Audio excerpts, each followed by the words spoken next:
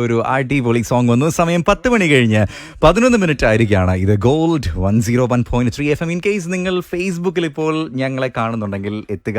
Gold 101.3 FM എന്ന് type ചെയ്താൽ ഞങ്ങളുടെ പേജിലേക്ക് എത്താൻ പറ്റും. അതും അല്ലെങ്കിൽ ഇൻസ്റ്റഗ്രാമിലും ഞങ്ങൾ ലൈവായിട്ട് ഇപ്പോൾ വന്നുകൊണ്ടിരിക്കുകയാണ്. ആക്ച്വലി ഇപ്പോൾ ലൈവ് വരാനുള്ള റീസൺ എന്ന് വെച്ച് കഴിഞ്ഞാൽ മഴയൊക്കെ മാറി നമ്മളെല്ലാവരും ഭയങ്കര ആക്റ്റീവ് ആയിരിക്കുകയാണ്. അതുകൊണ്ട് തന്നെ ഒരു സിനിമ കാണാൻ പോയാലോ? ഇന്ന് തിയേറ്ററിലേക്ക് പോകണമെന്ന് ആഗ്രഹിക്കുന്നുണ്ടെങ്കിൽ തീർച്ചയായിട്ടും യുഎയിലെ തിയേറ്റേഴ്സിൽ ഹോം സ്ക്രീൻ എന്റർടൈൻമെന്റ് ഇന്നൊരു പടം എത്തിക്കുകയാണ്. ജയ് ഗണേഷ് എന്നൊരു സിനിമ എത്തിക്കുകയാണ്. ആൻഡ് ആ ഒരു സിനിമയുടെ നമ്മുടെ പ്രിയപ്പെട്ട Ranjith Shankar sir and Unni Mukundan join ചെയ്യാണ്. Good morning Unni. Sir good morning. രണ്ടുപേർക്കും ഗോൾഡ് എഫ്എമ്മിലേക്ക് സ്വാഗതം. Thank you so much. മഴയത്തും ഈ വെള്ളത്തിലും ഇങ്ങ് എത്തിയതിന് താങ്ക് യു സ്റ്റുഡിയോയിലേക്ക്. പക്ഷെ മഴ ഉണ്ടായിരുന്നില്ല, ട്രാഫിക് ഉണ്ടായില്ല. I heard it was bad. പക്ഷെ ഇപ്പൊ ഞാൻ ഐ എം ഷോക്ക്ഡ് ആൻഡ് എന്താ പറയാ, ഞങ്ങൾ കണ്ട വിഷ്വൽസ് വെച്ച് നോക്കുവാണെങ്കിൽ ഇങ്ങോട്ട് അടുക്കാൻ പറ്റില്ല എന്ന് വിചാരിച്ചു. പക്ഷെ ഇവിടെ എത്തിയപ്പോ നല്ല വെയിലും ആൻഡ് സോ ഇവിടുത്തെ ഇൻഫ്രാസ്ട്രക്ചർ, ഈ ഗവൺമെന്റും ഇവിടുത്തെ ആൾക്കാർ is working on it, is like done A fantastic job. So yeah, very happy. Okay. And ഇന്ന് ഇവിടെ ഈ ഒരു സിനിമ വരാനായിട്ട് പോവുകയാണ്. ആൻഡ് എനിക്ക് തോന്നുന്നു ആദ്യം തന്നെ നമുക്ക് ഈ ഒരു ടൈറ്റിൽ നിന്ന് സ്റ്റാർട്ട് ചെയ്തേക്കാം. ജയ് ഗണേഷ് എന്നുള്ള ഈ ഒരു ടൈറ്റിലിന്റെ കാര്യം പറയുമ്പോഴത്തേക്ക് ഒരുപാട് ആൾക്കാർക്ക് ഒരു സംശയമുണ്ട്, എന്താണ് ഈ ഒരു സിനിമ ലൈക്ക് എന്തെങ്കിലും റിലീജിയനുമായി ബന്ധപ്പെട്ടുകൊണ്ടാണോ? അതാണ് ഒന്നാമത്തെ ഒരു സംശയം എന്ന് പറയുന്നത്. സ്പിരിച്വൽ മൂവി ആണോ എന്നൊരു സംശയം. അതെ, നമുക്ക് ട്രെയിലർ കാണുമ്പോൾ പക്ഷെ അതിനൊരു ക്ലാരിറ്റി കിട്ടുന്നുണ്ട്. ഞാൻ രഞ്ജിത് സാറിൽ തന്നെ സ്റ്റാർട്ട് ചെയ്യാണ്. വൈ ജയ് ഗണേഷ് അങ്ങനെ ഒരു ടൈറ്റിൽ വരാനുള്ള റീസൺ എന്തായിരുന്നു? ബേസിക്കലി നിങ്ങൾക്ക് അറിയുന്ന പോലെ ഈ ഗണേഷ് എന്ന് പറയുന്ന ആളൊരു വീൽ ചെയർ ബൗണ്ട് ആയിട്ട് ഒരാളാണ്. അപ്പോൾ അയാൾക്ക് ഒരുപാട് ലിമിറ്റേഷൻസ് ഉണ്ട്. അപ്പം അയാളുടെ ഒരു ക്രിയേഷനാണ് ജയ് ഗണേഷ്. അപ്പോൾ Jai Ganesh is kind of a super hero. ഗണേഷിന് ചെയ്യാൻ പറ്റാത്ത കാര്യങ്ങളെല്ലാം ചെയ്യുന്ന ഒരു സൂപ്പർ ഹീറോ ആണ് ജയ് ഗണേഷ്. അപ്പം അത് ആ പേരിടാൻ കാരണം ഒരു ക്യൂട്ടായിട്ടുള്ള ഒരു സൂപ്പർ ഹീറോ, ഒരു കാർട്ടൂൺ ക്യാരക്ടർ നെയിം എന്നുള്ള രീതിയിൽ ആലോചിച്ചപ്പോൾ നമ്മൾ ചോട്ടാ ഭീം എന്നൊക്കെ പറയും. അപ്പൊ ചോട്ടാ ഭീമിന് ലഡു എന്നാണ് തോന്നുന്നു. ലഡു കഴിക്കുമ്പോഴല്ലേ പവർ കിട്ടുന്നത്. ജയ് ഗണേഷിന് ഇതില് വെള്ളത്തിൽ നിന്നാണ് പവർ കിട്ടുന്നത്. പുള്ളി വെള്ളത്തിൽ പോകുമ്പോൾ വെള്ളത്തിന് പവർ കിട്ടും. അത് ഇയാളുടെ ലൈഫായിട്ട് ചെറിയ ബന്ധമുണ്ട്. കാര്യം ഈ വീൽ ചെയറിലൊക്കെ ഉള്ള ആൾക്കാർക്ക് അവർ കുറച്ച് നോർമലായിട്ട് വാട്ടർ തെറാപ്പി എന്നൊക്കെ പറയും. അവർ കുറച്ച് നോർമലായിട്ട് ഫീൽ ചെയ്യുന്നത് വെള്ളത്തിൽ ഇറങ്ങുമ്പോഴാണ്. കുറച്ച് കാല് മൂവ് ചെയ്യുന്ന പോലെ. അപ്പൊ ഇയാൾ കുറച്ച് റിയൽ ലൈഫിന് ഇൻസ്പയർഡ് ആയിട്ടാണ്. അപ്പൊ അങ്ങനെ ഒരു ക്യാരക്ടറിന്റെ പേരാണ് എന്നുള്ള, അല്ലാതെ റിലീജിയനോ മറ്റു കാര്യങ്ങളായിട്ട് ഒരു ബന്ധമില്ല. Basically it's A film for kids and families. ഏറ്റവും അട്രാക്റ്റീവ് ആയിട്ട് തോന്നി ഈ ഒരു ക്യാരക്ടറിൽ, ഈ ഒരു മൂവിയിൽ ഏറ്റവും അട്രാക്റ്റീവ് തോന്നിയ കാര്യം എന്താണ്? എല്ലാം, ഈ സിനിമയുടെ എല്ലാം എനിക്ക് ഭയങ്കര attractive, right from the title itself. ഞാൻ പറഞ്ഞില്ല, ഇതിപ്പോൾ രഞ്ജിത്ത് എക്സ്പ്ലെയിൻ ചെയ്തു. ഇത് ഓരോരുത്തരും ഒരു രീതിയിൽ എടുക്കാം. ഇപ്പോൾ ഗണേഷ് എന്ന കഥാപാത്രം ഞാൻ ആദ്യമായിട്ടാണ് ഇങ്ങനെ ഒരു full fledged specially abled character ചെയ്യുന്നത്. അത് വലിയൊരു ക്യാച്ചായിരുന്നു. പിന്നെ ഇതിൻ്റെ പ്രധാനപ്പെട്ട ഇതിൻ്റെ കഥയും സ്ക്രിപ്റ്റും ഇതിൻ്റെ ടീം എൻറ്റയർലി ഇത് ഒരു ആക്ടർ എന്ന നിലയിൽ നമുക്ക് നല്ല രീതിയിൽ നമ്മളെ എക്സ്പ്ലോർ ചെയ്യാനും ചലഞ്ച് ചെയ്യാൻ പറ്റുന്ന ഒരു സിനിമയായിട്ടാണ് ഫീൽ ചെയ്തത്. പ്രൈമറിലി ഇതൊരു ഭയങ്കര ഒരു കുടുംബങ്ങൾക്ക് കുട്ടികൾക്കൊക്കെ ഒരുമിച്ച് ഇരുന്ന് എൻജോയ് ചെയ്യാൻ പറ്റുന്ന ഒരു സിനിമയാണ്. ഇതിന്റെ റിവ്യൂസ് ഇപ്പോൾ 1 വീക്ക് ആയി. ലൈക് 1 വീക്ക് ആയി. നിങ്ങൾ പറയുന്ന ഈ സ്പെക്യുലേഷൻസ് സോ കോൾഡ് എന്തായിരിക്കും, എങ്ങനെയായിരിക്കും, ഏതെങ്കിലും ഒരു റിവ്യൂല് ഒരാള് ഇത് പറയാണ്, ഇത് അഗൈൻ നിങ്ങൾ പറഞ്ഞ റിലീജിയസ് ആണ്, ഭക്തിപടമാണ്, അല്ലെങ്കിൽ ഈ ടൈറ്റിൽ എന്തുകൊണ്ട് ഇങ്ങനെ വെച്ചു, അത് വെക്കാൻ പാടില്ലായിരുന്നു, ഇങ്ങനെ ഏതെങ്കിലും ഒരു റിവ്യൂ തരുവാണെങ്കിൽ I will rest my case. എന്നുവെച്ചാൽ ഇതൊക്കെ എന്താ പറയുക, ഇത് ഒരു സിനിമ വരുമ്പോൾ രണ്ട് രീതിയിലാണ് കാര്യങ്ങൾ എഫക്ട് ചെയ്യുക. ഇത് പോസിറ്റീവായിട്ടും നെഗറ്റീവായിട്ടും. പക്ഷെ ഞാൻ കാണുന്നത് ഇതൊരു ക്രിയേറ്റീവ് ഫ്രീഡമിന്റെ ഭാഗമായിട്ട് നമുക്ക് ഇപ്പൊ റൈറ്റർ പറയാണ് ഇത് ചോട്ടാ ഭീമാണെന്ന് പോലെ. അതിന്റെ ഒരു ഇപ്പൊ ജയ് ഗണേഷ് എന്ന് പറയുമ്പോൾ കേൾക്കുമ്പോൾ രസമുണ്ട്. അതിന്റെ ഒരു ഇമ്പാക്ട് ആൻഡ് ഗണേഷിന്റെ ക്യാരക്ടറിന്റെ ഒരു ഓൾട്ടർ ഈഗോ ആയിട്ടാണ് നമ്മൾ വെച്ചേക്കണേ. ഇൻ ഓൾ സെൻസ് എനിക്ക് ഭയങ്കര ചലഞ്ചിങ് ആയ റോളാണ്, ഇമോഷണലി, ഫിസിക്കലി, എല്ലാ തരത്തിലും. ഇതിനകത്ത് പുറത്തുനിന്നുള്ള ഒരു അടുത്ത സിനിമ ആയതുകൊണ്ടുള്ള ഉണ്ടായ ഒരു കൺഫ്യൂഷൻ ആയിരിക്കാം അല്ലേ? അതൊരു നെഗറ്റീവായിട്ട് നിങ്ങളത് നെഗറ്റീവായിട്ടാണോ സംസാരിക്കുന്നത് എനിക്കറിയില്ല. പോസിറ്റീവ് അല്ല, ഇതെല്ലാം I see it in a very positive light. എന്ന് വെച്ചാൽ മാളികപ്പുറം നല്ലൊരു സിനിമ ആയതുകൊണ്ടാണ് ചർച്ച ചെയ്യപ്പെട്ടത്. അല്ലെങ്കിൽ ഒരു മോശപ്പെട്ട സിനിമയെ കുറിച്ച് ഒരാള് ഇപ്പൊ എന്നെ സംബന്ധിച്ച് എന്താ അറിയോ, എന്നെ സംബന്ധിച്ച് സക്സസിന്റെ പ്രൈമറി ഡെഫിനിഷൻ എന്റെ ക്രാഫ്റ്റ് നിങ്ങളുടെ മനസ്സിൽ തങ്ങി നിൽക്കുന്നുണ്ടോ ഇല്ലയോ എന്ന് മാത്രമേ ഉള്ളൂ. ഒരു സിനിമ ചെയ്തു, ആ സിനിമ എന്ന് പറഞ്ഞാൽ ഒരു പെർസ്പെക്റ്റീവിൽ പോകുന്ന കഥയാണ്. ഒരാൾ ഇങ്ങനെ ചിന്തിക്കുന്നു, ഇതിന് 100 രീതിയിൽ. ഇപ്പൊ ഈ ജയ് ഗണേഷ് എന്ന സിനിമ 100 ഡയറക്ടേഴ്സ് 100 രീതിയിൽ ഷൂട്ട് ചെയ്യും. അതിലൊന്നും ചെയ്യാൻ പറ്റില്ല. അത് ഈ സിനിമ ഇങ്ങനെ തന്നെ ഷൂട്ട് ചെയ്യണമെന്ന് എവിടെയും എഴുതിയിട്ടില്ല. പക്ഷെ അവർ ബെസ്റ്റ്, ഞങ്ങൾക്ക് ഇങ്ങനെ ഷൂട്ട് ചെയ്യണമെന്നുണ്ടായിരുന്നു, ഇങ്ങനത്തെ ഓഡിയൻസിന് വേണ്ടിയിട്ട് ചെയ്യണമെന്നുണ്ടായിരുന്നു, നല്ലൊരു സിനിമ എടുക്കണമെന്നുണ്ടായിരുന്നു. അടിസ്ഥാനപരമായിട്ട് എനിക്ക് അതാണ് പറയാനുള്ളത്. ഇത് നല്ല സിനിമയാണ്, വിത്ത് ഫാമിലീസ് നിങ്ങൾ കണ്ടു നോക്കൂ. ഇനി മാളികപ്പുറം പോലെ എന്ന് പറയുകയാണെങ്കിൽ മാളികപ്പുറം വിജയിച്ച വലിയൊരു സിനിമയാണ്. ഞാൻ I don't believe in past glory. ഞാൻ അങ്ങനെ ആ ഹാങ് ഓവറിൽ നിൽക്കുന്ന ആളല്ല. അത് കഴിഞ്ഞു ലൈഫിൽ നല്ലൊരു it was A great time. I enjoyed it. വീട്ടിൽ ഒരുപാട് ലോങ് ആൻഡ് ഷോർട്ട് അല്ല. അഗെയിൻ എൻ്റെ മോറൽ റെസ്പോൺസിബിലിറ്റി എന്ന നിലയിൽ ഇപ്പോൾ വലിയൊരു സിനിമ ഹിറ്റ് അടിക്കുമ്പോൾ എനിക്ക് വേണമെങ്കിൽ ഒരു 5-10 സിനിമ അതിന്റെ ബാക്കിങ്ങിൽ കൊണ്ടുപോകാം. ജനങ്ങളും ഉണ്ണിയുടെ ഒരു നല്ല സിനിമ ചെയ്ത ഒരു നടനാണ്, നമുക്ക് ഇഷ്ടമാണെന്ന് പറഞ്ഞിട്ട് എനിക്ക് വേണ്ടി അവരിങ്ങനെ സിനിമ കാണാൻ വരും എന്ന് ഞാൻ വിശ്വസിക്കുന്നു. ഒരു കൂട്ടം ഒരു അറ്റ്ലീസ്റ്റ് ഒരു ഡെഡിക്കേറ്റഡ് ഓഡിയൻസ് ഉണ്ട്. ആ ഡെഡിക്കേറ്റഡ് ഓഡിയൻസിനെ ചീറ്റ് ചെയ്യണമെന്ന് എനിക്ക് വലിയൊരു ആഗ്രഹം ഉണ്ടായിരുന്നു. ബിക്കോസ് ഒരുപാട് രീതിയിലാണ് ഇപ്പൊ റിവ്യൂ കണ്ടിട്ട് സിനിമ കാണുന്ന ആൾക്കാരുണ്ട്, മൗത്ത് പബ്ലിസിറ്റിയിലൂടെ സിനിമയ്ക്ക് വരുന്ന ആൾക്കാരുണ്ട്, ജനുവൻലി ഉണ്ണിമൂന്നൻ സിനിമകൾ കാണണം എന്ന് പറഞ്ഞ ഒരു കൂട്ടം ആൾക്കാരുണ്ട്. അങ്ങനെ പല കാറ്റഗറി ഉണ്ട്. അപ്പൊ ഈ ഉണ്ണിമുകുന്ദന്റെ സിനിമ കാണണം എന്ന് പറയുന്ന ഓഡിയൻസ് ഉണ്ടല്ലോ, അവര് എനിക്ക് കുറച്ചും കൂടി ഒരു എന്താ പറയാ ദേ ബിക്കം പേഴ്സണൽ. അപ്പോ ബ്ലൈൻഡ്ലി ഒരാളെ വിശ്വസിച്ച് ഒരു സിനിമയിലേക്ക് കയറുന്ന സമയത്ത് they should not feel cheated. ഇവന് ഇങ്ങനെ സപ്പോർട്ട് ചെയ്തിട്ട് ചുമ്മാ ഒരു സിനിമ ചെയ്ത് കളഞ്ഞല്ലോ എന്ന്. ഇതൊക്കെ ചിന്തിച്ച് വരുമ്പോഴും നമ്മൾ വിചാരിച്ചത് okay what to do next is a very important thing. എന്നെ ഭയങ്കരമായിട്ട് എക്സൈറ്റ് ചെയ്തൊരു സാധനമാണ് ഞാൻ ചെയ്തത്. രഞ്ജിത്തും ഒരു സിനിമ കഴിഞ്ഞിട്ട് അടുത്ത സിനിമ എന്ത് ചെയ്യണം എന്ന് പറയുമ്പോൾ ഒരു എക്സൈറ്റ്മെന്റ് ലെവൽ വേണമല്ലോ, ഒരു ചാലഞ്ച് വേണം, പിന്നെ ഒരു പേടി വേണം. ഇതൊക്കെ ചെയ്താൽ ഇത് ഏക്കുവോ? ഈ 3 കാറ്റഗറിയിൽ പെടുന്ന സിനിമ ആയതുകൊണ്ട് as a technician as an ആക്ടറൊക്കെ നമുക്ക് ഇഷ്ടപ്പെട്ടത് ജയഗണേഷ് എന്ന സിനിമയാണ്. ലൈക്ക് ഐ വാസ് ടോക്കിംഗ്, ഞങ്ങളിപ്പോ ഒരു സ്ഥലത്ത് പോയപ്പോൾ റാഗ്നറോക്ക്, തോർ, ആ സിനിമ കണ്ടപ്പോൾ the kind of audience response വന്നപ്പോൾ ഹി ഫെൽറ്റ് കുട്ടികൾക്കും ഫാമിലീസിനും ഒരേപോലെ എൻജോയ് ചെയ്യാൻ പറ്റുന്ന ഒരു സിനിമ ചെയ്യണമെന്ന് തോന്നി. ഞാൻ ഈ ആക്ഷൻ ഹീറോസ് പിന്നെ സൂപ്പർ ഹീറോ ഫാനാണ് എൻ്റെ കുട്ടിക്കാലം മുതലും. ആൻഡ് ഈ പ്രായത്തിലും I kind of take it ഭയങ്കര സീരിയസ്ലി. ഇവർ ഈ കാണുന്ന ഇതൊരു സൂപ്പർ ഹീറോ സിനിമ എന്ന് പറഞ്ഞാൽ ഇത് എനിക്ക് ഇന്ന് പറക്കാനൊന്നും പോകുന്നില്ല. I am just resting the case എന്ന് വെച്ചാൽ അങ്ങനത്തെ കൺസേൺ ഇല്ല. പക്ഷെ ഒരു നമ്മുടെ ഉള്ളിൽ എല്ലാവരും ഒരു പോയിന്റിൽ ഒരു സൂപ്പർ ഹീറോ സ്പേസിൽ നിൽക്കുന്ന ആൾക്കാരാണെന്ന് ഞാൻ വിശ്വസിക്കുന്നു. Anybody who is working hard, anybody who wants to do good, അല്ലെങ്കിൽ ഏതെങ്കിലും രീതിയിൽ ഇപ്പോൾ ആരും കാണാതെ ഒരു നന്മ ചെയ്ത ഒരു ആള് ഒരു സൂപ്പർ ഹീറോ ആയിട്ടാണ് ഞാൻ എൻ്റെ ലൈഫിൽ കാണുന്നത്. So not every super hero needs a cape and needs to fly. ചില സൂപ്പർ ഹീറോസ് വീൽ ചെയറിലുണ്ടാവും. രഞ്ജിത്ത് ഭായ്, എനിക്ക് തോന്നുന്നു താങ്കളുടെ ആ ഒരു ഫിൽമോഗ്രഫി നോക്കുകയാണെന്നുണ്ടെങ്കിൽ എനിക്ക് പേഴ്സണലി ഇഷ്ടപ്പെട്ട ഒരുപാട് സിനിമകൾ, ഇപ്പോൾ പാസഞ്ചർ തൊട്ട് നോക്കുകയാണെങ്കിൽ, അല്ലെങ്കിൽ രാമൻ്റെ ഏതൻ തോട്ടമൊക്കെ നമ്മൾ ഒത്തിരി സംസാരിച്ച വിഷയങ്ങളാണ്. അല്ലെങ്കിൽ ഞാൻ മേരിക്കുട്ടിയാവട്ടെ, പ്രേതമാവട്ടെ, ഇതൊക്കെ എല്ലാ മലയാളികളും സ്വീകരിച്ച ചില പടങ്ങളാണ്, പുണ്യാളൻ ഉൾപ്പെടെയുള്ള കുറേ പടങ്ങൾ. ആൻഡ് ഈ ഒരു സിനിമയിൽ സ്വന്തം കുഞ്ഞിനെക്കുറിച്ച് നമ്മൾ ചോദിക്കുന്നത് ശരിയല്ല, എങ്കിൽ പോലും ഞാൻ ചോദിക്കുകയാണ്, what makes this one A very special thing? അതാണ് എനിക്ക് അറിയേണ്ട ഒരു കാര്യം. ജയ് ഗണേഷ് എങ്ങനെയാണ് ഈ മറ്റ് സിനിമകളിൽ നിന്ന് താങ്കൾക്ക് പേഴ്സണലി ഒത്തിരി സ്പെഷ്യലായിട്ട് മാറുന്നത്? നമ്മളിപ്പോൾ ഒരു സിനിമ എടുത്തു കഴിഞ്ഞാൽ എനിക്ക് തോന്നുന്നു ഏറ്റവും ഇമ്പോർട്ടൻ്റ് എന്ന് പറഞ്ഞാൽ അതിന് നമ്മൾ ഡിറ്റാച്ച് ചെയ്യുക എന്നുള്ളതാണ്. അപ്പം അത് പിന്നെ നോ ലോങ്ങർ നമ്മുടെ സ്പെഷ്യൽ ആവാറില്ലേ ഇപ്പം പറഞ്ഞ സിനിമകളൊന്നും. അങ്ങനെ ഒരു സമയം കഴിയുമ്പോൾ പിന്നെ നമ്മൾ അതിനെക്കുറിച്ച് ആലോചിച്ചിരുന്നിട്ട് കാര്യമില്ല. അപ്പോൾ ഓരോ സിനിമയ്ക്കും ഒരു ഉദ്ദേശം ഉണ്ടാവും. ഞാനിപ്പം ഉണ്ണി പറഞ്ഞ പോലെ ഈ സിനിമയിൽ എൻ്റെ ആഗ്രഹം എന്ന് പറയുന്നത് ഇപ്പം ഈ കുട്ടികളൊക്കെ തിയേറ്ററിൽ എക്സൈറ്റഡ് ആവുക, അത് ഭയങ്കര ടഫാണ്. തീർച്ചയായിട്ടും ഇപ്പോഴത്തെ കുട്ടികൾ ഇപ്പൊ നമ്മൾ നോക്കിയാൽ they are very techie, they are very advance. അവർക്ക് നെറ്റ്ഫ്ലിക്സ് ഉണ്ട്, എല്ലാത്തിലും അവർ സൂപ്പർ ഹീറോ മൂവീസ് ഒരുപാട് കണ്ടുകൊണ്ടിരിക്കുകയാണ്. എനിക്ക് തോന്നുന്നു നമ്മൾ അവരെ ഭയങ്കരമായിട്ട് അണ്ടർ എസ്റ്റിമേറ്റ് ചെയ്യുന്ന ഒരു പ്രശ്നമുണ്ട്. ദേ അണ്ടർസ്റ്റാൻഡ് സോഷ്യൽ ഇഷ്യൂസ്. ലൈക്ക് ഇപ്പോൾ എൻ ഗെയിമിൽ താനോസ് എന്തുകൊണ്ട് പകുതി ലോകത്തിന് ഇല്ലാതാക്കി എന്ന് പറഞ്ഞാൽ ദേ വിൽ എക്സ്പ്ലെയിൻ ബെറ്റർ. അപ്പോൾ ദേ നോ തിങ്സ്. അപ്പോൾ ഇതിലും അഡ്രസ് ചെയ്യുന്ന സോഷ്യൽ ഇഷ്യൂസ് ഉണ്ട്. അപ്പോൾ അങ്ങനെ ഒരു സംഭവം അത് കുറച്ച് ഭയങ്കര ത്രില്ല് വേണം, ഫാസ്റ്റ് പേസ്ഡ് ആവണം. ഇതൊക്കെ ഉണ്ടെങ്കിൽ ഇപ്പോഴത്തെ കുട്ടികൾക്ക് വർക്ക് ആവും. അപ്പം അങ്ങനെ സാധനം വർക്ക് ആയി കഴിഞ്ഞാൽ it's A very huge genre. അതെ, അതിൻ്റെ കൂടെ എനിക്ക് തോന്നുന്നു ഈ വീൽ ചെയറിൽ ജീവിക്കുന്ന ആൾക്കാരെ സംബന്ധിച്ച് അവർ ഫേസ് ചെയ്യുന്ന ഡേ ടു ഡേ ലൈഫിൽ ഒരുപാട് ഇഷ്യൂസ് ഉണ്ട്. ഇപ്പം എനിക്ക് തോന്നുന്നു കേരളത്തിൽ അല്ലെങ്കിൽ ഇന്ത്യയിൽ നോക്കുകയാണെങ്കിൽ കുറേ ഇടങ്ങളിലൊക്കെ സ്കൂൾസിൽ അല്ലെങ്കിൽ ഹോസ്പിറ്റൽസൊക്കെ റാമ്പൊക്കെ ഇപ്പോൾ ഉണ്ടെന്ന് നമുക്ക് മനസ്സിലാവും. പക്ഷേ ഇവിടെ നമുക്ക് അങ്ങനെയുള്ളവർക്ക് പീപ്പിൾ ഓഫ് ഡിറ്റർമിനേഷൻ ഒരുപാട് സൗകര്യം കൊടുക്കുന്നുണ്ട്. അതും നിങ്ങൾ അഡ്രസ്സ് ചെയ്യാൻ ശ്രമിച്ചിട്ടുണ്ടോ ഈ ഒരു സിനിമയിൽ? ശരിക്കും പറഞ്ഞാൽ ഇല്ല, പക്ഷേ അതങ്ങനെയായി വന്നു. I am very happy that. കാര്യം എന്ന് പറഞ്ഞാൽ എൻ്റെ പ്രൈമറി ഒബ്ജക്റ്റീവ് ഇസ് നേരത്തെ പറഞ്ഞതായിരുന്നു. അപ്പം അങ്ങനെ എന്റർടൈനർ ഉണ്ടാക്കുക എന്നുള്ളതായിരുന്നു.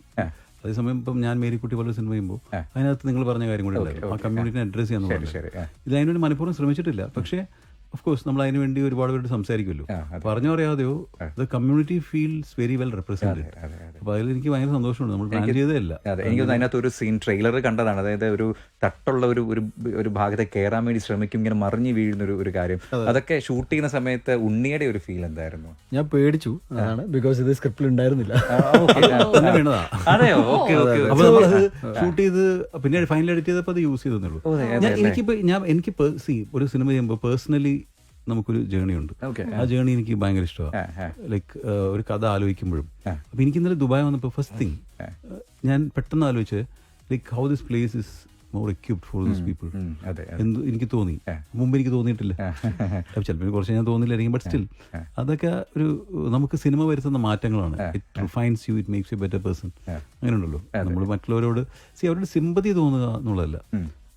U need to treat them as equal. Rightly said, people of determination എന്ന് പറയില്ലേ. ഈ സിനിമയുടെ ടാഗ് ലൈൻ വരെ അത് അങ്ങനെ ആക്കാമായിരുന്നു. ഞാൻ ഇപ്പോഴാണ് എന്റെ ശ്രദ്ധയിൽപ്പെട്ടത്. But because the core of Jai Ganesh ഇതാണ്. ഒരാളുടെ ഡിറ്റർമിനേഷനും and how far you will go to for your loved ones എന്നൊക്കെ ഉണ്ടല്ലേ. അവിടെ ഒരു സൂപ്പർ ഹീറോ സ്പേസ് ക്രിയേറ്റ് ചെയ്യപ്പെടുന്നുണ്ടെന്ന് ഞാൻ വിശ്വസിക്കുന്നു. നമ്മുടെ definition of a super hero വേറെയാണ്.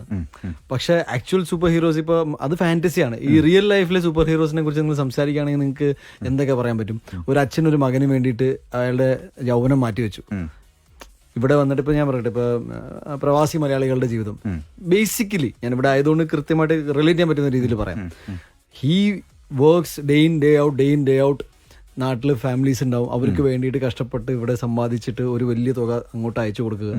ഇവിടെ അവിടുത്തെ വേർഷനിൽ ഇവിടെ ഭയങ്കര അടിച്ചുപൊളിയായിരിക്കും, അല്ലെങ്കിൽ ഭയങ്കര സൂപ്പർ ലൈഫാണെന്നൊക്കെ പറയുമ്പോഴും he's restraining his life and emotions and feelings, ആഗ്രഹങ്ങളെല്ലാം. അതൊരു സൂപ്പർ ഹീറോ സ്പേസ് ആണ്. അപ്പോൾ ഓരോ വ്യക്തിയുടെ ലൈഫിൽ ഒരു മൊമെന്റ് ഉണ്ടാവും. ആ മൊമെന്റിൽ അയാൾ സൂപ്പർ ഹീറോ മാറുകയാണെന്നാണ് ഈ സിനിമ പറയുന്നത്. അത് ഭയങ്കര എന്റർടൈനിങ് ലെവലിലും ഒരു ഓൾട്ടർ ഈഗോ ബിൽഡ് ചെയ്തിട്ട് ഒരു പുതിയ ജയ ഗണേഷ് വരാൻ പോകുന്ന വർഷങ്ങളിൽ എന്തായി തീരുന്ന് എനിക്കറിയില്ല. But he will definitely be remembered for എന്താ പറയുക, ഫോർ വാട്ട് ഈസ് ഡൺ. ഏത് രീതിയിലാണ് അപ്പൊ കുട്ടികൾക്കും ഫാമിലീസിനും ഒക്കെ ഒരേപോലെ എൻജോയ് ചെയ്യാൻ പറ്റുന്ന ഒരു നല്ല സിനിമ. പിന്നെ അതിൻ്റെ ഒരു പാത്തോ വേർഷൻ, ഒരു വീൽ ചെയറിൽ നിൽക്കുന്ന ഒരാള്, അയ്യോ ആ ലൈനല്ല. വി ഫെൽറ്റ് അവരെ സെലിബ്രേറ്റ് ചെയ്യണം, അവരെ ഇൻക്ലൂഡ് ചെയ്തിട്ട് അവരോട് സിമ്പത്തി അല്ല. The moment you feel sympathetic towards especially abled അല്ലെങ്കിൽ പീപ്പിൾ ഓഫ് ഡിറ്റർമിനേഷൻ ആൾക്കാർക്ക് സിമ്പത്തി വന്നു കഴിഞ്ഞാൽ അവിടെ എന്തോ പ്രശ്നമുണ്ട് നമുക്ക്. ഞാൻ ആക്ച്വലി ഈ മേരിക്കുട്ടി ചെയ്ത് കഴിഞ്ഞപ്പോഴും ഞാൻ ബോംബെയിൽ ഒരു അഡ്രസ്സിങ്ങിന് പോയപ്പോൾ ഞാൻ പറഞ്ഞത് ഇപ്പം എന്തുകൊണ്ട് നമ്മൾ ട്രാൻസ് പീപ്പിളിനെ വെച്ച് സിനിമ ഉണ്ടാക്കുന്നു എന്നുള്ളതെല്ലാം ഡിസ്കഷൻ വേണം. ഞാനിത് നോക്കിക്കാണുന്നത് ഒരു സൽമാൻ ഖാൻ സിനിമയിൽ സൽമാൻ ഖാന്റെ ഫ്രണ്ട് ട്രാൻസ്ജെൻഡർ ആവാന്നുള്ളതാണ് അതിന്റെ അൾട്ടിമേറ്റ് തിങ്, അക്സെപ്റ്റൻസ്. ആൻഡ് നമുക്ക് ഈ സിനിമയിലെ മറ്റുള്ള ആൾക്കാരെ കുറിച്ചും കൂടി പറയാം. മഹിമയാണ് നായികയായിട്ട് വരുന്നത് അല്ലേ? മഹിമയുടെ റോൾ എങ്ങനെ? ഇപ്പം മഹിമ വരാനിരുന്നതായിരുന്നു, പക്ഷെ വരാൻ പറ്റിയില്ല. എന്തായാലും എന്താണ് സാർ എന്ന് പറയുമ്പോൾ അതിനെ? മഹിമ ബേസിക്കലി ഒരു എന്റർപ്രീനർ ആണ്. ഓക്കെ. അവര് കുറച്ച് സ്റ്റാർട്ടപ്സ് ഒക്കെ ഉണ്ട്. ഓക്കെ. അപ്പൊ അവർക്ക് അച്ഛന് നമ്മുടെ തുമ്പി എന്ന് പറഞ്ഞൊരു കുട്ടികളുടെ മാഗസിൻ ഉണ്ടായിരുന്നു. പക്ഷേ അവരൊരു ആപ്പാക്കി വെച്ചിരിക്കുകയാണ്. അപ്പൊ ആ ആപ്പിൽ ഈ ജയ ഗണേഷിന്റെ സ്റ്റോറി പബ്ലിഷ് ചെയ്യുന്നതും ആയിട്ട് ബന്ധപ്പെട്ടാണ് ഗണേഷിനെ മീറ്റ് ചെയ്യുന്നത്. പിന്നെ അവർ നമ്മളൊരു ഫ്രണ്ട്ഷിപ്പ് ഉണ്ടാവുന്നു എന്നുള്ളതാണ് അതിന്റെ ബേസിക് ആയിട്ടുള്ള ഒരു സംഭവം. നാട്ടിലിപ്പം റിലീസായി കുറച്ച് ദിവസം കഴിഞ്ഞു, ഏകദേശം ഒരാഴ്ചയോളം കഴിഞ്ഞിരിക്കുകയാണ് പടം ഇറങ്ങിയതിനു ശേഷം. കുട്ടികളുടെ ഒരു റെസ്പോൺസ്, അതാണ് നമുക്ക് ഏറ്റവും കൂടുതൽ അറിയേണ്ടത്. എങ്ങനെയുണ്ടായിരുന്നു? കുട്ടികളായിട്ട് വളരെ സെറ്റ് ആണല്ലേ? ആരാണ് കുട്ടികളായിട്ട് സെറ്റ് ആവാത്ത ആൾക്കാർക്ക് എന്തോ പ്രശ്നം? പക്ഷെ സെറ്റിൽ കുട്ടികളെ മാനേജ് ചെയ്യുന്നത് എങ്ങനെയായിരുന്നു? ഉണ്ണി ഉള്ളതുകൊണ്ട് ഓക്കെ.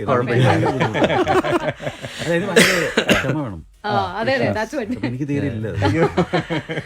ഐ തിങ്ക് കുട്ടികളുടെ ഒപ്പം വർക്ക് ചെയ്യുമ്പോൾ ഉണ്ടാവുന്ന ഒരു വേറെ ഒരു അനുഭവം സംതിങ് വെരി ഡിഫറെന്റ്. ലൈക്ക് ഒരു അഡൽട്ടിന്റെ ഒപ്പം പോലെയല്ല. ബിക്കോസ് ഇവരുടെ first of all attention span ഇത്തിരി കുറവാണ്.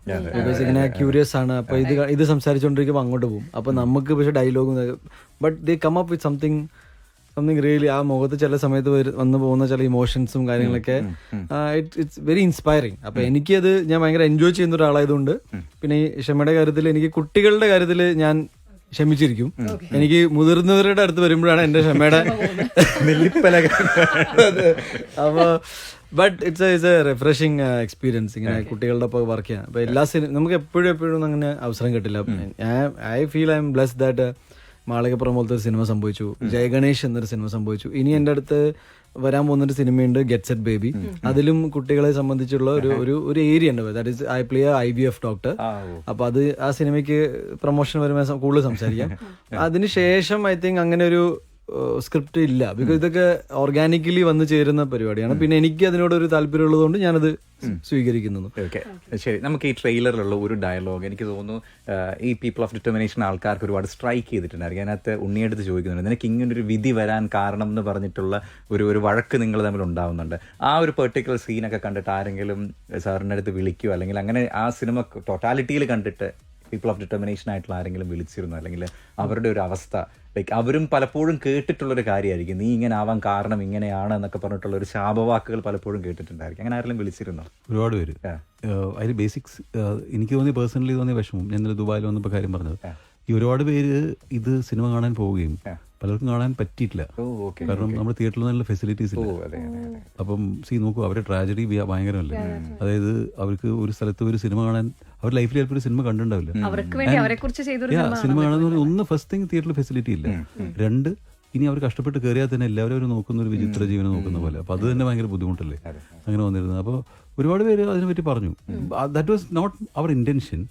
പക്ഷെ അത് കൂടെ വലിയൊരു ഇമ്പോർട്ടൻറ്റ് ഫാക്ടറായിട്ട് വന്നിട്ടുണ്ട്. ലൈക്ക് ഒരുപാട് പേര് അവരെ അറിയുന്നവരും അവരെ പരിചരിക്കുന്നവരും ഇല്ലാത്തവരും ഒക്കെ ഒരുപാട് പേര് അത് സിനിമ കാണുകയും അത് ഒരു വലിയ ഇപ്പം നമ്മളൊരു അവരെ കൊണ്ട് ഷോ ഒക്കെ നടത്താനൊക്കെ പ്ലാൻ ചെയ്യുന്നുണ്ട്.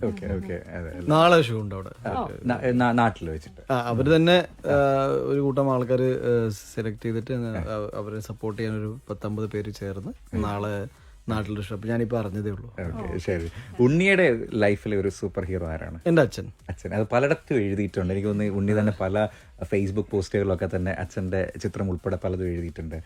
അച്ഛൻ മാത്രമല്ല, അച്ഛനും അമ്മയും. ബിക്കോസ് ഇവർ രണ്ടുപേരും I was very curious about my parents. ഒരു 10 വയസ്സ് കഴിഞ്ഞതിന് ശേഷം ഞാൻ ഏറ്റവും കൂടുതൽ അറിയാൻ ശ്രമിച്ചത് എൻ്റെ അച്ഛനും അമ്മയെ കുറിച്ചാണ്. ബിക്കോസ് എന്താ പ്രോബ്ലം അല്ല, എനിക്ക് ഒരു ചലഞ്ചായി തോന്നിയത് ഗുജറാത്തിൽ പഠിച്ചതുകൊണ്ട് ഈ വീട്ടിൽ മലയാളം സംസാരിക്കണമെന്ന് അച്ഛൻ നിർബന്ധം പിടിക്കുന്നു. അമ്മയുമായിട്ട് ഹിന്ദി, ഗുജറാത്തി, ഇംഗ്ലീഷ് എല്ലാം അമ്മ ഓക്കെയാണ്. ഫ്രണ്ട്സ് ഹിന്ദി സംസാരിക്കും, ചില ഫ്രണ്ട്സ് ഗുജറാത്തി സംസാരിക്കും. പിന്നെ മൾട്ടി കൾച്ചറൽ സൊസൈറ്റി ആയതുകൊണ്ട് ഒരുപാട് ചില്ലറ ഭാഷ. പിന്നെ ടീച്ചർ നിർബന്ധമായിട്ട് ഇംഗ്ലീഷ് തന്നെ പറയണത്. അപ്പോൾ ഞാൻ ഈ വീട്ടിൽ വന്നിട്ട് അതുപോലെ തന്നെ അമ്മ കുട്ടിക്കാലത്ത് എന്നോട് മലയാളം എഴുതണം എന്ന് പറഞ്ഞു. അപ്പോൾ ഞാൻ കോൺഫ്ലിക്റ്റാണ്. Because Gujarati, Hindi, English already 3 languages ഞാൻ പഠിച്ചുകൊണ്ടിരിക്കുക.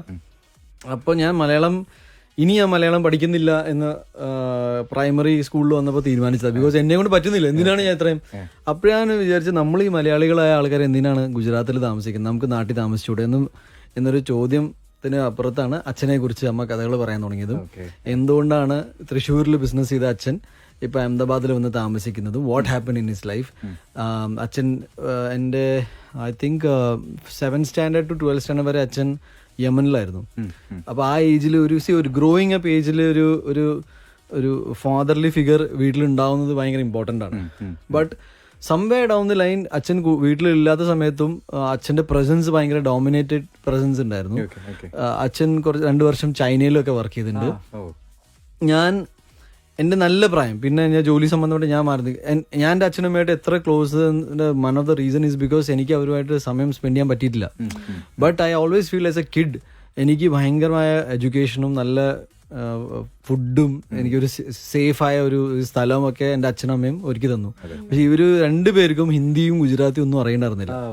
അവര് ഈ നാട് ഇവിടെ അച്ഛൻ്റെ ബിസിനസ്സൊക്കെ ഫെയിലിയർ ആയപ്പോൾ അച്ഛൻ അവിടെ നിന്ന് അഹമ്മദാബാദ് വരികയും അമ്മ ഒറ്റപ്പാലത്ത് നിന്നാണ്, അച്ഛൻ തൃശ്ശൂരാണ്. ഈ 2 പേർക്കും ഭാഷ അറിയാത്തൊരു സ്ഥലത്ത് പോയി നിന്ന് താമസിച്ച് എനിക്ക് നല്ല വീടും എൻ്റെ എനിക്ക് ചേച്ചിയുണ്ട്, ചേച്ചീനെ എന്നെ മുന്നുപോലെ നോക്കി ഒരു ലെവലിലാക്കി വെച്ചപ്പോൾ ഞാൻ എപ്പോഴും വിചാരിച്ചു ഏതെങ്കിലും ഒരു പോയിന്റിൽ എൻ്റെ അച്ഛന് തോന്നാണ് യമനിലൊക്കെ ആയല്ലോ, അവിടെ നിന്ന് അങ്ങ് സ്ഥലം വിട്ടിട്ടുണ്ടായിരുന്നെങ്കിൽ ചോദിക്കാനും പറയാൻ ആരും ഉണ്ടാവില്ല. And my life would have been completely gone. അങ്ങനെയാണല്ലോ ഈ കുട്ടിക്കാലത്ത് ലൈഫ് ഡിസ്റ്റർബ് ആയി പോകുന്നത്, ഈ പാരന്റ്സിന്റെ ഇത്. ബട്ട് ഈ 2 പേരും എന്നെ ഒരു എനിക്ക് വ്യക്തി എന്ന നിലയിൽ ഇവരോട് ഭയങ്കരമായ എൻ്റെ അച്ഛനമ്മ ആയതുകൊണ്ട് എനിക്ക് ഇഷ്ടമാണ്. അല്ലെങ്കിലും ദ വേ ദേ ഹാവ് എൻ്റെ മുന്നിൽ ലൈഫ് എങ്ങനെ കൊണ്ടുപോകണം എന്ന് എൻ്റെ അച്ഛനെ കണ്ടിട്ട് ഞാൻ പഠിച്ചിട്ടുണ്ട്. എനിക്ക് താടി വെക്കുന്നത് ഭയങ്കര ഇഷ്ടം. എൻ്റെ അച്ഛൻ്റെ നല്ല പ്രായത്തിലുള്ള എല്ലാ ഫോട്ടോയിലും അച്ഛന് താടിയാണ്. എനിക്ക് ഭയങ്കരമായിട്ടൊരു എന്താ പറയാ ഒരു എൻ്റെ മേപ്പടിയൻ എന്ന പടത്തിലെ നായകൻ എൻ്റെ അച്ഛനാണ്. അയാൾക്ക് നോ പറയാൻ പറ്റുന്നില്ല, അച്ഛന് നോ പറയാൻ അറിയില്ല, എല്ലാം ഏറ്റെടുക്കും എന്ന് പറഞ്ഞാൽ മേപ്പടിയാനിൽ എനിക്ക് കിട്ടിയ റിവ്യൂ എന്ന് വെച്ചാൽ ഇങ്ങനത്തെ ആൾക്കാരുണ്ടോ, ഒരു നോ പറഞ്ഞാൽ തീരാവുന്ന പ്രശ്നമുള്ളൂ. ഞാൻ എൻ്റെ അമ്മേൻ്റെ അച്ഛനോട് പറഞ്ഞ കേട്ടിട്ടുണ്ട്. എനിക്ക് ബിക്കോസ് അച്ഛൻ ഗുജറാത്തിൽ വന്നിട്ട് ഒരു വീട് സ്വന്തമാക്കി ലോൺ എടുത്തിട്ട് ആ വീട് വേറൊരാൾക്ക് എഴുതി കൊടുത്തു. പിന്നെ വീട്ടിലിരുന്നിട്ട് എൻ്റെ അച്ഛൻ്റെ ഫ്രണ്ടാ. അപ്പോൾ ഒരു പ്രത്യേകതരം ഇതാണ്. അപ്പോൾ 250 rupees അച്ഛൻ ശമ്പളത്തിൽ ജോലിക്ക് കയറിയത്. എത്രയോ വർഷങ്ങളായിട്ട് അവിടെ തന്നെ ജോലി ചെയ്യുന്നത്. ഞാൻ പറഞ്ഞ അച്ഛൻ്റെ പേഴ്സണൽ എക്സ്പീരിയൻസ് വെച്ചിട്ട് അച്ഛന് വേറെ കമ്പനിയിലൊക്കെ പോവാം, കുറച്ചും കൂടി ശമ്പളം. അപ്പോൾ അച്ഛൻ പറയില്ല, ഞാൻ പ്രശ്നത്തിൽ ഉള്ള സമയത്ത് എനിക്ക് ജോലി തന്ന കമ്പനി ഇതാണെന്ന്. അപ്പം ഞാൻ പറഞ്ഞു, പക്ഷെ അച്ഛൻ അതിന് വേണ്ടി 20 വർഷം ജോലി ചെയ്തിരുത്തില്ലേ. ഇല്ല, അതാ നിനക്ക് പറഞ്ഞാൽ മതി. പിന്നെ ഓക്കെ, ലൈക്ക് എനിക്ക് പണ്ടൊക്കെ വിചാരിച്ചു അച്ഛന് എന്തോ കോമൺ സെൻസിന്റെ പ്രശ്നമുണ്ടെന്ന്. പിന്നീട് ഞാൻ ലൈഫ് മനസ്സിലാകാൻ തുടങ്ങിയപ്പോൾ എനിക്ക് മനസ്സിലായി he's A very different kind of a man. അപ്പോൾ എന്നെ അച്ഛനെ ബീറ്റ് ചെയ്യുന്ന ഒരു ഹീറോനെ ഞാൻ ഇതുവരെ കണ്ടിട്ടില്ല. അത് വ്യക്തിപരമായിട്ട് എല്ലാ കുട്ടികൾക്കും അച്ഛനമ്മ തന്നെ ആയിരിക്കണം, but I have genuine reasons. അപ്പൊ ആ സെൻസിൽ തന്നെ വാചാലനാവുന്ന നമുക്ക് മനസ്സിലാവും. അല്ല, അതുപോലെ അമ്മയെ കുറിച്ച് പറയാൻ ഇനി ഒരുപാടുണ്ട്. മേ ബി ഈ ഒരു സമയത്ത് എനിക്ക് തോന്നുന്നു ഒരുപാട് നമ്മൾ സംസാരിച്ചിട്ടുണ്ടായിരിക്കും അച്ഛൻ്റെ അടുത്ത് നേരിട്ട്. പക്ഷെ ഞാൻ ഗോൾഡിലൂടെ ചോദിക്കുകയാണ്, ഗോൾഡ് എഫ്എമ്മിനോട് ചോദിക്കുകയാണ്, if you want to convey one message to them, നമ്മള് വളർന്ന രീതിയിൽ അങ്ങനത്തെ കേൾക്കില്ല. ഇൻസ്റ്റാഗ്രാമിൽ ലൈവ് ഉണ്ട്. ഇല്ല, ഞാനും അച്ഛനും തമ്മിലുള്ളത് ഇങ്ങനെ ദൂരെ നിന്നിട്ട് എനിക്ക് ഒരുപാട് അച്ഛന്റെ അടുത്ത് വരുമ്പോൾ നമ്മളിങ്ങനെ മൊത്തത്തിൽ ഇങ്ങനെ സൈലന്റ് ആയിപ്പോ. അത് ഔട്ട് ഓഫ് റെസ്പെക്റ്റും കാര്യങ്ങളാണ്. അത് ഐ തിങ്ക് ഹി നോസ്. ഞാൻ എത്ര പറഞ്ഞാലും അത് ഇനഫ് ആയിരിക്കില്ല. സോ എന്റെ സൈലൻസിൽ അച്ഛനും അമ്മയ്ക്കും അറിയാം what they mean to me. Great. അപ്പോൾ ഇന്ന് അങ്ങനെ ഈ ഒരു സിനിമ ജയ് ഗണേഷ് എന്ന സിനിമ ഇവിടെ UAE റിലീസ് ആകുകയാണ്. മഴയൊക്കെ ആയിരുന്നു, കുറച്ച് ട്രബിളിലായിരുന്നു UAE, പക്ഷേ നമ്മൾ ബാക്ക് ടു നോർമലായി. UAEയുടെ ഏറ്റവും വലിയൊരു പ്രത്യേകത അതാണ്, വളരെ വേഗത്തിലെല്ലാം തിരിച്ചു വരികയാണ്. സോ ഇന്ന് വ്യാഴാഴ്ചയാണ്, ആൻഡ് നാളെയും മറ്റന്നാളും ഒക്കെ അവധി ദിവസങ്ങളാണ് പല ആൾക്കാർക്കും. എന്ത് എക്സ്പെക്ട് ചെയ്തിട്ട് വേണം ആൾക്കാർ തിയേറ്ററിലേക്ക് വരണം? രഞ്ജിത്ത് സാറിൽ നിന്ന് സ്റ്റാർട്ട് ചെയ്യാം. അത് ഭയങ്കര സിമ്പിളാണ്. ഈ സിനിമയിലെ ഓഡിയൻസ് വളരെ ക്ലിയർ ആണ്. അപ്പം കുട്ടികൾ, ഫാമിലീസ്, യു ക്യാൻ ധൈര്യമായിട്ട് കുട്ടികളെയും കൊണ്ട് നിങ്ങൾക്ക് തിയേറ്ററിൽ വരാം. കുട്ടികൾ തീർച്ചയായിട്ടും എൻജോയ് ചെയ്യും, നിങ്ങളും എൻജോയ് ചെയ്യും. അഗെയിൻ രഞ്ജിത്ത് പറഞ്ഞ ഇത് തന്നെയാണ്. ഞാനിപ്പോ ഇത്രയും പറഞ്ഞ അതിന്റെ സമ്മറി എനിക്ക് തീർച്ചയായിട്ടും പറയാൻ പറ്റുന്നത് നാട്ടിൽ അങ്ങനെ എൻജോയ് ചെയ്യുന്നുണ്ട്. അപ്പൊ ഇവിടെ കുട്ടികൾ കൂടുതലായിട്ട് എൻജോയ് ചെയ്യുന്ന ചാൻസ് ഉള്ളത്. Because they are more tech savvy, they are more fast, life is fast here. എനിക്കൊരു ചെറിയ വീഡിയോ ക്ലിപ്പ് കിട്ടിയിട്ടുണ്ടായിരുന്നു. ദാറ്റ് ഈസ് ഒരു 8 വയസ്സ് 9 വയസ്സായിരിക്കും, മാക്സിമം 10 വയസ്സായിരിക്കും. ഈവനിങ് ഈ സിനിമയുടെ ഒരു പർട്ടിക്കുലർ പോയിന്റിൽ ആരോ ഷൂട്ട് ചെയ്യുമ്പോൾ കൈൻഡ് ഓഫ് എനർജിയിൽ ഇവൻ ഒരു എന്താ പറയുക ആർപ്പുലി പോലെ ഒരു ഭയങ്കര എക്സേർട്ട് ചെയ്യുന്ന ഒരു റിയാക്ഷൻ കണ്ടപ്പോൾ ഐ തോട്ട് ഓക്കെ, ഇതൊക്കെ അല്ലേ ഞാൻ ഇതിന് വേണ്ടിയിട്ടാണല്ലോ ഞാൻ സിനിമ ചെയ്തത്. ഞാൻ പറഞ്ഞ ആ ഒരു എക്സ്പീരിയൻസ് ഉണ്ടല്ലോ. പിന്നെ കുട്ടികൾക്ക് അങ്ങനെ ഭയങ്കര ഫേക്ക് ആയ ഇമോഷൻസ് ഇല്ല സത്യത്തിൽ. ഈ പ്രായം കൂടുന്നതനുസരിച്ച് നമ്മൾ ഒരുപാട് കാര്യങ്ങൾ പഠിക്കും. ആൻഡ് കുറച്ച് ഡിപ്ലോമാറ്റിക് ആവാം, കുറച്ച് എങ്ങനെ എൻ്റെ പടം കുഴപ്പമില്ല ഇങ്ങനത്തെ റിവ്യൂ ആണ് മുതിർന്നവർ പറയാ. കുട്ടികളുടെ സൈഡിൽ നിന്ന് ഒരു റിവ്യൂ ചോദിക്കുകയാണെങ്കിൽ അവനിങ്ങനെ ചിലപ്പോൾ നശിപ്പിച്ച് പറയും, അല്ലെങ്കിൽ പക്ഷേ ഇതായിരിക്കും. But I feel it's A very engaging good cinema in terms which you can watch with your friends and families. വീട്ടിൽ ഗ്രാൻഡ് പാരൻസ് ഉണ്ടെങ്കിൽ അവർ ഒരുപാട് എൻജോയ് ചെയ്യും. ഡിസൈൻഡ് അങ്ങനെയാണ്. ദാറ്റ് ഇസ് അങ്ങനത്തെ ഒരു ഓഡിയൻസ് ഇഷ്ടപ്പെടുന്ന ഒരു സിനിമയായിരിക്കും. അപ്പോൾ ധൈര്യമായിട്ട് സിനിമ പോയി കാണൂ. And thank you for having us here. അതാണ് നാട്ടിലെ പോലെ അല്ല, ഇവിടെ നമുക്ക് ഈ പറഞ്ഞ പോലെ എല്ലാ സൗകര്യങ്ങളും എല്ലായിടത്തും ഉള്ളത് കൊണ്ട് ഇവിടെ ഈ ആൾക്കാർക്ക് പെട്ടെന്ന് ഈ സിനിമ കാണാൻ കുറച്ചുകൂടെ എളുപ്പമായിരിക്കും. പീപ്പിൾ ഓഫ് ഡിറ്റർമിനേഷൻ ആണെങ്കിലും എല്ലാവർക്കും എൻജോയ് ചെയ്യാൻ പറ്റും.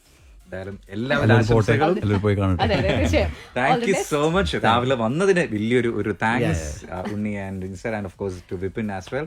അപ്പോൾ എന്തായാലും ഇന്ന് ഈ പടം ഇവിടെ റിലീസ് ആകാണ്. നമ്മളും ഷോസ് ഒക്കെ നടത്തുന്നുണ്ട്. അപ്പോൾ കേട്ടുകൊണ്ടേയിരിക്കുക ഗോൾഡ് 101.3 FM.